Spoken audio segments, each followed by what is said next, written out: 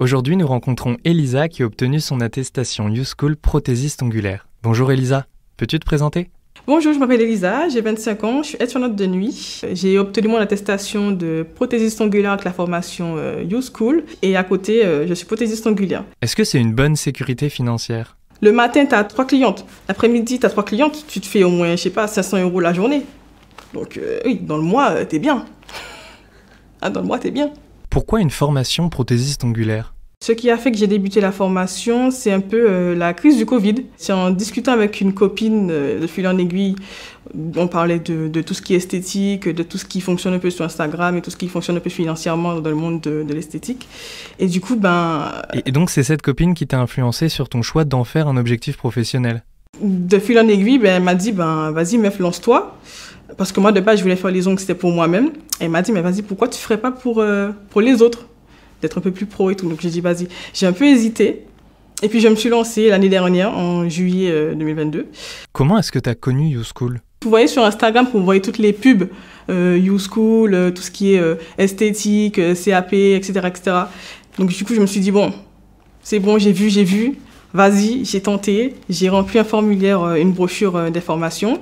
J'ai été contactée le lendemain par U-School. Et du coup, avec ma coach, on a établi un plan de formation, un plan financier, CPF ou code bancaire.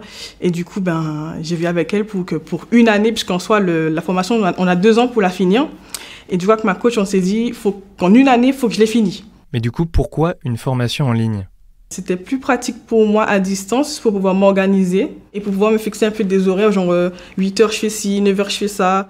En fonction de mes jours de repos, je pouvais vraiment être focus sur ma formation et ne pas être stressée. C'est moi-même qui décide quand est-ce que je veux m'atteler sur tel sujet, tel cours et voir si ça me va ou pas, quoi. Et est-ce que la plateforme t'a aidé dans cette organisation ? Je crois que j'ai été contactée par ma coach qui m'a un peu expliqué justement le fonctionnement de la plateforme, les cours, les stages. Il y avait aussi les autres U-Schoolers sur l'application avec qui on échangeait un peu, on s'entraidait. C'est un peu comme un réseau social, donc ça, on perd pas trop le nom en fait dessus.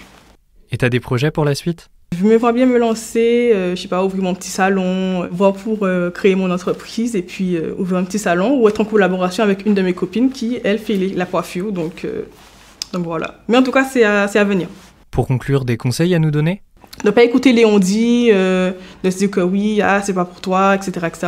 Non, si tu as envie de faire un truc, fais-le. Il n'y a pas d'âge pour se reconvertir. Si on n'est pas heureuse ou heureux dans notre travail actuel, dans notre vie actuelle, qu'est-ce qui nous empêche de changer ça et d'être mieux ailleurs ?